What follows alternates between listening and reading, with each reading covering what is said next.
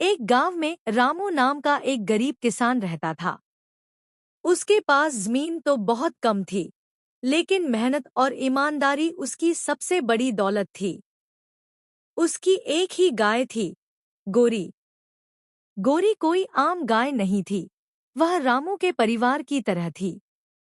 वह हर सुबह रामू को अपने मीठे दूध से नवाजती और बदले में रामू उसे ताज़ी घास और प्यार देता।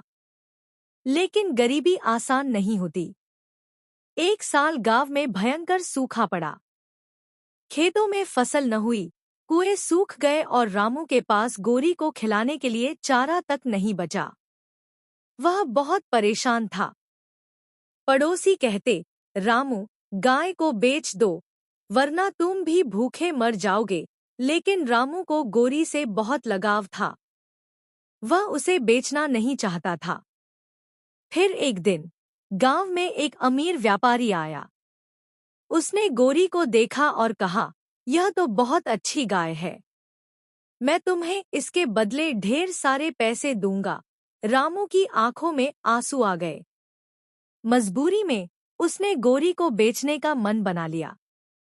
जब वह व्यापारी के पास पहुंचा, गोरी ने उसकी आंखों में देखा, जैसे पूछ रही हो, तुम मुझे छोड़ दोगे? रामू का दिल पसीज गया। उसने व्यापारी से कहा, मुझे माफ कर दो, मैं अपनी गोरी को नहीं बेच सकता। वह गोरी को लेकर घर आ गया। उस रात उसने भगवान से प्रार्थना की। अगली सुबह चमत्कार हुआ, बादल घिर आए और झमाझम बारिश होने लगी।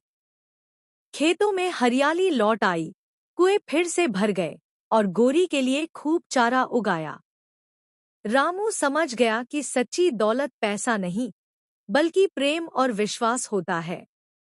उसने अपनी मेहनत से फिर से खेती शुरू की और धीरे धीरे उसकी गरीबी दूर होने लगी। प्यार और ईमानदारी कभी बेकार नहीं जाते। यह सीख रमुआ और गोरी की कहानी हमें सिखाती है। आपको यह कहानी पसंद आई हो तो लाइक, शेयर और सब्सक्राइब करें। धन्यवाद।